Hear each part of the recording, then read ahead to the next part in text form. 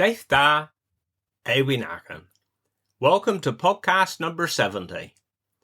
It's been a bit coos around here this week, and we have actually had a bit of snow today.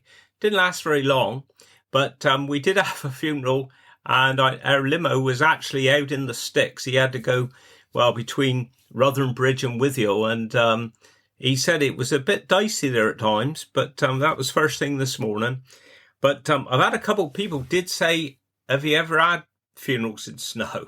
Well, I said, yes, I have. And I said, troll back through the podcast. And I had a look, and 'tis the podcast back 3rd of December, year before last. So over a year ago now. But I think it's called Let It Snow. And there's old podcasts that are talking about funerals with the snow. But we had no trouble at all. Well, I didn't have any trouble. Urs didn't have any trouble. The limo did have a little bit of trouble today, but all was well. I did mention last week when I was running, how I looked back and I mentioned the bridge here in Wade Bridge. You can see the different arches underneath. And our old mate, Phil Trevina, a couple of days later, he put a photo on, which I've asked him if I could share it. He said, no problem.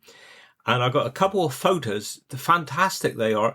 He's caught the bridge brilliant. You can see the arches, but also 'tis eye tide and 'tis reflecting up. So I put them on my personal Facebook page and our RJ Bray Facebook page. So if you haven't seen it yet, you can just see it's a real old arch just in the background. You can see the different shape sort of thing. The other thing I want to mention is Warren Jago. We got his third part of his interview today. Well, last week and the week before, he did mention a bit of Trenant Vale and Nangert. And for those of you that don't live in the town, 'tis going along Eglesell Road. There's a shop there on the corner, which we'll talk about in a minute. And there's a little lane that goes up. There's lots of little cottages and houses. And then you wind your way up to the top. And that's been like that forever. And to use me Cornish dialect word that I used last week, there have been Hellup in town this week. Well, when I say Hellup, a few people have got quite upset about it, because what the council have gone and done, they've put a gate at the top of the lane now, so you no longer go down through. Now, in the past, I'm sure we've all used it as a shortcut. 'Tis a proper little rat run, really, over the years.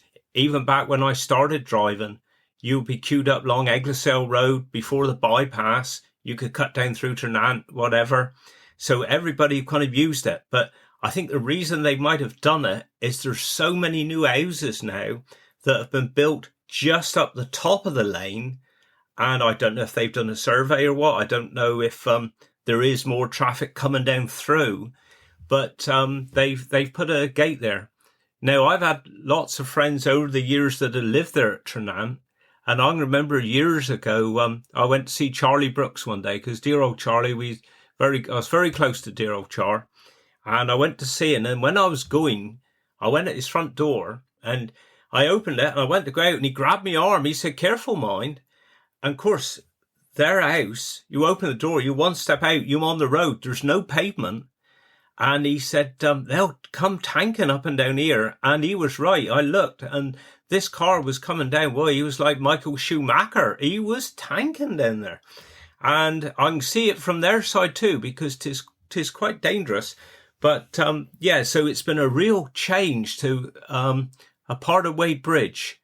Trenant Vale is no longer this cut through kind of thing, rat run. But the other thing I was thinking about, right on the end of Trenant there, on the corner there, with Eglesell Road, is a shop. Now it is a Spar now. Before that, it was known as Pod Stores. But from when I was young, it was always known as Cox's Corner. Now, I don't know a lot about the shop, really. I say it was way before my time.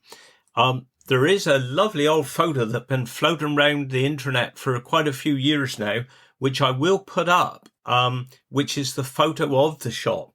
And the shop was owned by J. Cock, and it says on the side, J. Cock, Excelsior, Bakery and Restaurant. And 'tis quite an impressive thing. They got the horse and cart outside there, and everybody stood looking really smart. And say myself, I don't really know a lot about it, but obviously because the shop was there, everybody got to know that area there as Cox's Corner. And I was thinking, I mean, I still use it in and out. It's like, you think over level crossing. I still say about the level crossing where the railway used to come over by what's now, is it C. Smith's chip shop? It used to be Lang's chip shop. Well, that's where the railway line was level with the road. So it was called level crossing. So you still get a few of us locals call that. And I still do hear a few people say, oh, over Cox's Corner. And I thought to be class, really, if we can kind of keep that going, like 'tis a bit of old history. And Cox's Corner has got a bit more of a ring to it than the Spar shop, I think. But you might not. But I'll put the photo on my RJ Bray Facebook page of Cox's Corner, the shop, and so you can have a good gag of it. And if anybody knows a bit more about the shop, perhaps let us know, and then I can say a bit more about it in the podcast next week. And with me funerals over the last week, we've been fairly busy as usual, but you do get coincidences with funerals. I might have said this before, like you may have a song that you've never had before, and then 2 funerals later, another family have chose the same songs, just things like that. But we had this week, we had 2 funerals, and the 2 people involved, they didn't live that far apart, really, only a few miles. And so we got the first funeral, and in the eulogy, you hear how he was in the forces, and he was actually there at the Falklands with the war when we had the war with Argentina. And he was one of the ones in charge of the army medical, the hospital there. I think he's in the RAMC, like Father was years ago. And he was one of the ones in charge of the hospital there. And then just 2 days later, we were listening to another eulogy just a few miles up the road. And it's about this really well-known photographer of wildlife. And they were over the Falklands to take photographs of all the wildlife and everything. And they were stuck there because the Falklands War started.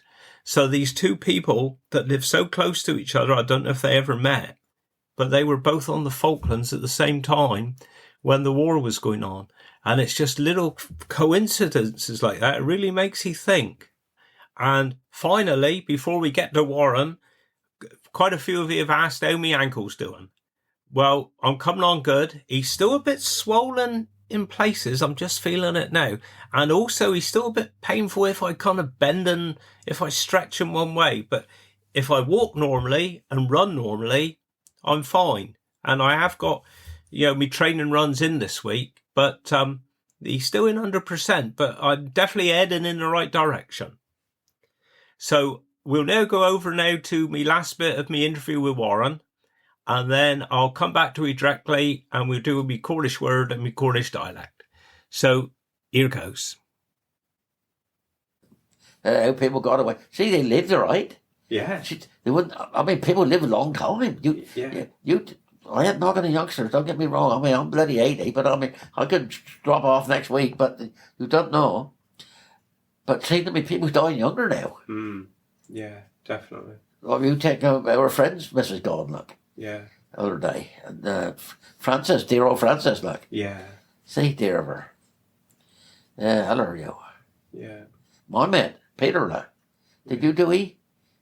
Peter Poole? Yes, did. Peter frightened everybody out, did. Yeah. Just had his leg done, that gone, boom. Yeah. You take old father's brothers, like. All but one.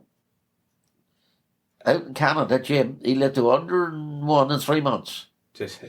And he was riding a horse up to his 95 with oxygen bottle in the saddlebag. Cool. Oh, yeah, he wouldn't give up. See, 100 square miles he owned. Yeah. Hell of a bit of grave, isn't it? Yeah, it is. Well, Battling Bill, that's a boxer in the family, champion of Cornwall twice. Right. He lived to his 88. Father lived to his 96. Harry was told not to work after he had a heart attack up in tore down quarry up St. Breward. Don't work no more. Just do light work. Yeah. Now he out digging a bloody garden, but he got three or four bloody great boys to dig a trench, and now he had to go and do it. Found a dead in the bloody garden. Oh. That was the end of that. Well, he had a batch of kids. He had about 7 children. Right. 4 or 5 maids, 2 or 3 boys. Well, they've all gone now. The boys are all gone. Yeah. Jakes was the first to go. He was oldest. Same age as my brother, 9 years older than me. Yeah. Raymond, Keith Jago. Ian Jago's his boy. Yeah, well, that's right. A first cousin to me, say. Yeah, that's right. Well, they've all gone. See, all the maids is gone but one. Yeah. See, they all went before their time's up, you know what I mean? Yeah. Because Baba used to say, isn't it funny, he said, some people die young and some people live up the last minute. You know, old saying, isn't it? Hey? Yeah. Oh, funny you. Oh, God, you could go on for hours with it, couldn't he? Oh, lovely.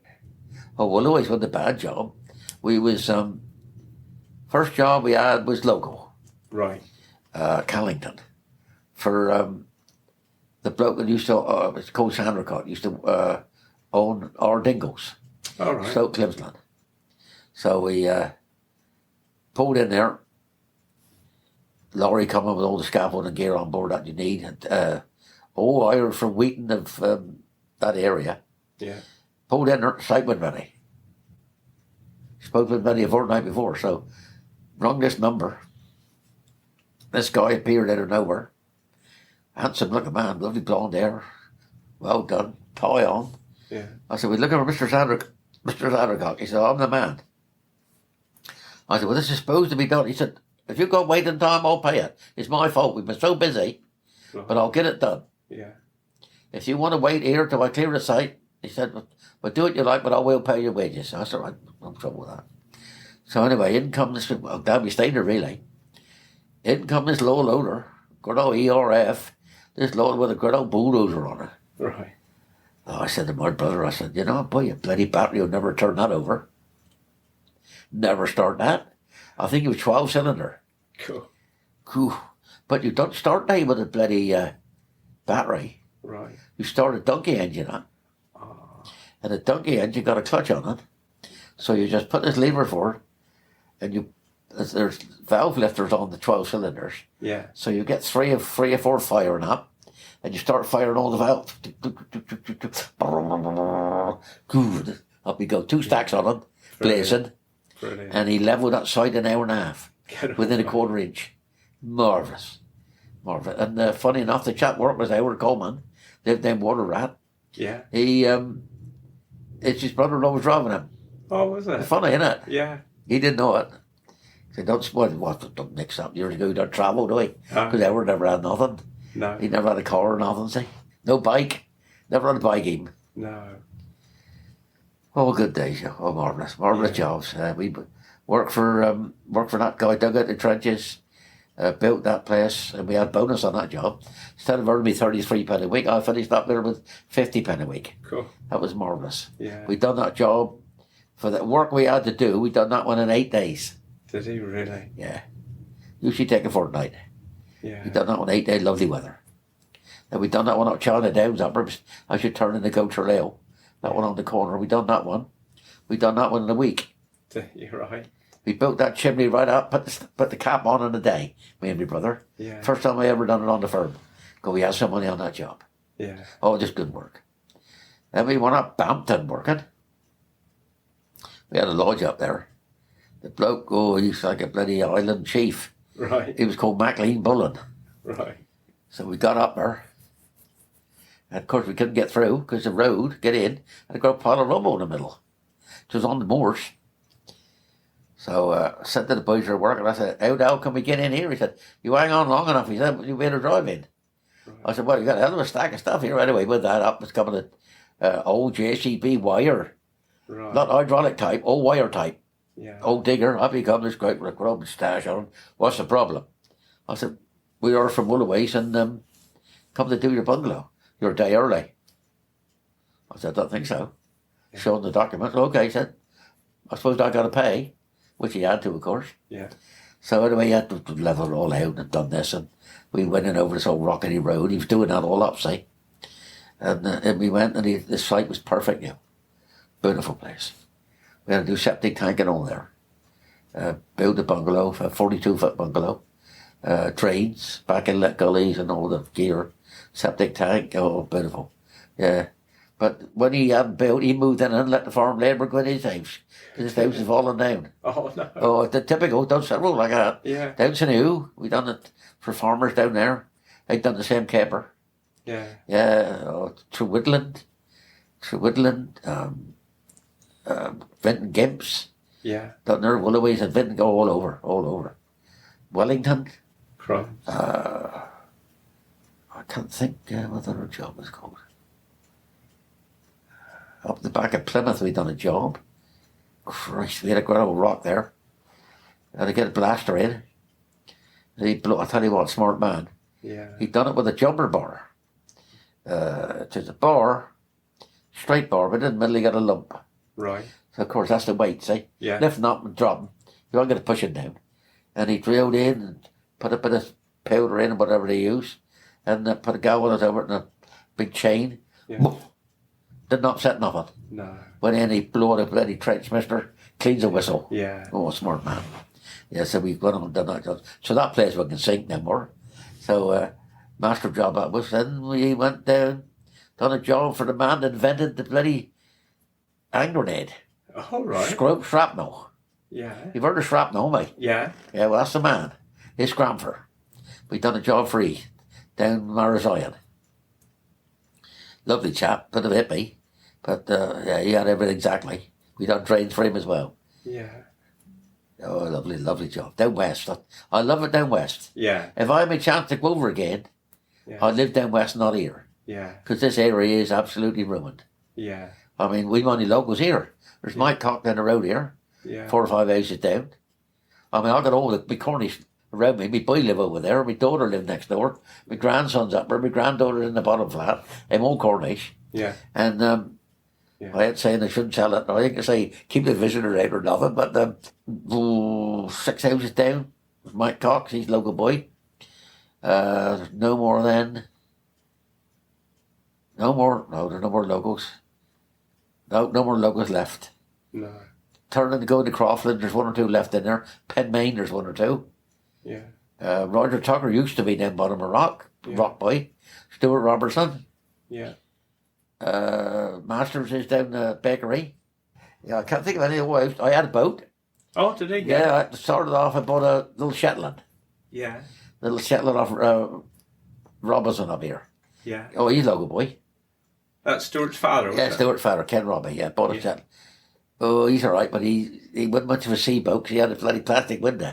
Right. So then I bought a dory, 18-foot dory, Dowkey dory, go like a wind man. Yeah.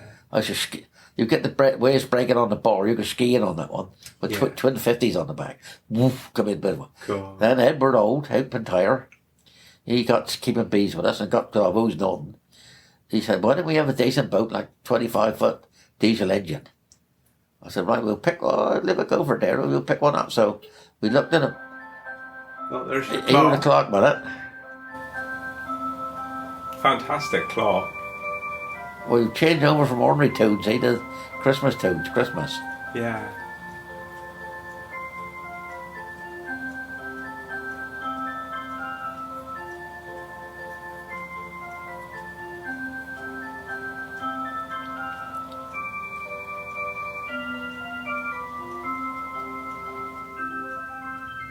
There you go. Very good. Yeah, we had a boat built then. We bought the hull from Yorkshire, Whitley Right. Bay, and we had 2 local boys. The builder's father, I can't think of his called now. He died young, hell of a young. Right. Bit of a cycling man too, he was. I can't think of his name. Barnard was the other one helping. They fitted it out for us. They said, don't have that silly little 3/8 bloody marine ploy anymore, and have the 1/2 inch. Right. And you go into the Atlantic waves right in, bump, don't worry about it. Yeah. So then we had lifeboat windows. Yeah. We sent away and got there twice or 3 times the price of anything else. So we sent to the gang and we bought it. That was from Whitley Bay as well. What happened? We get a wave smashing right into it. Full flat out, said Woodard. Cool. He said, just should be nearly half-inch thick. He said, it's reinforced. Yeah. You ain't going to hurt it. He said, turn on your pumps, get in the cuddy and head home. He said, nothing will happen to the boat. So when Smithy put the engine in, he had to do something with fiberglass and that. He had half a can or half a bucket left.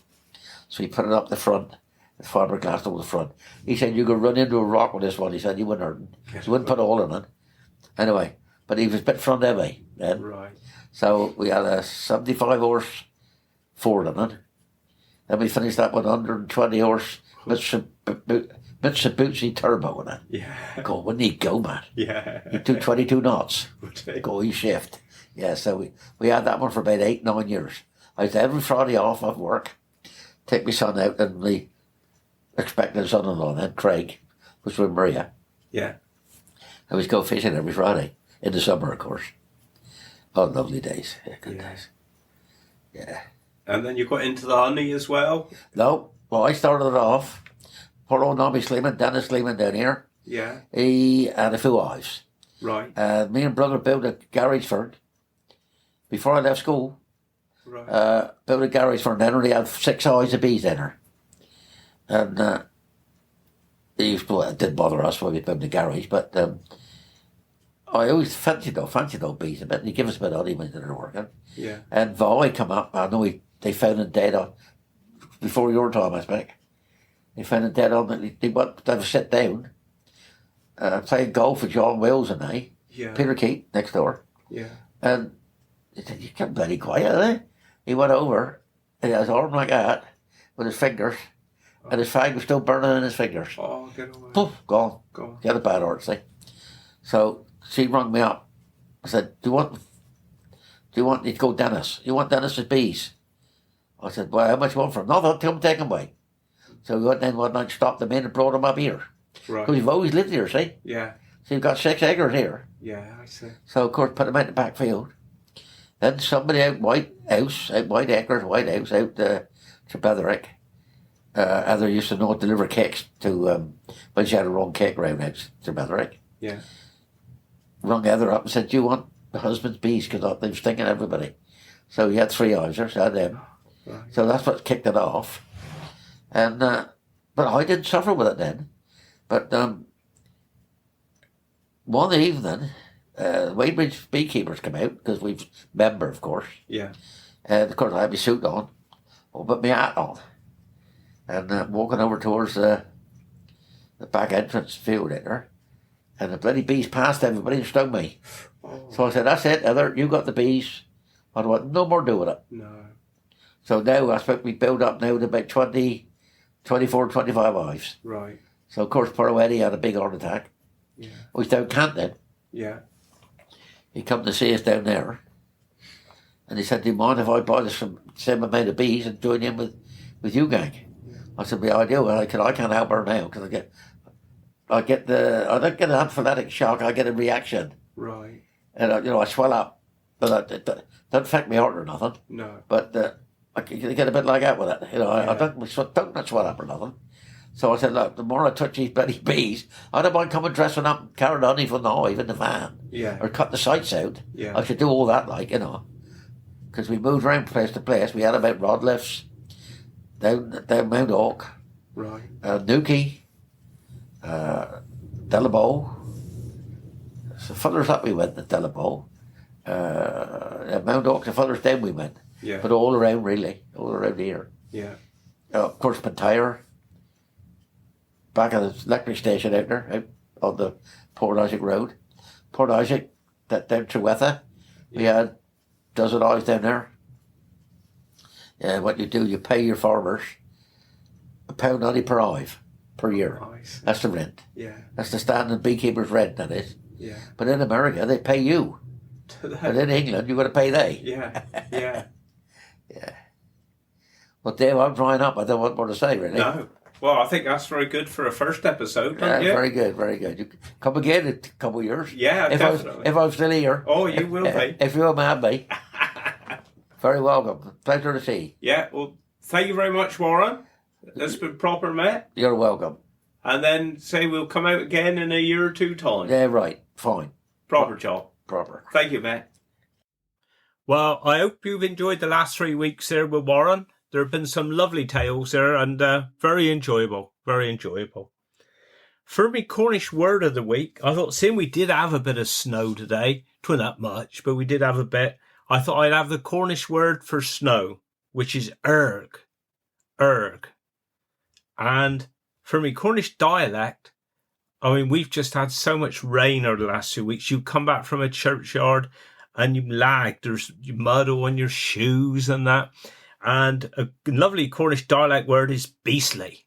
So you come back and you say, God, me blimmin' shoes, or me trousers ain't beastly. So I think that's what that'll be for this week. Right, well, I'm heading off again now, and I hope you've enjoyed it. I've got another interview I've done today with a dear old workmate of mine, and I just got to do a bit of editing and that'll be definitely next week. I'm sure I'll get 2 episodes out of it. So, yeah, lovely, another little interview. But I'll leave you for now. Wish you well. I hope you have a good week. Do Guinness. Carnubus Vicken.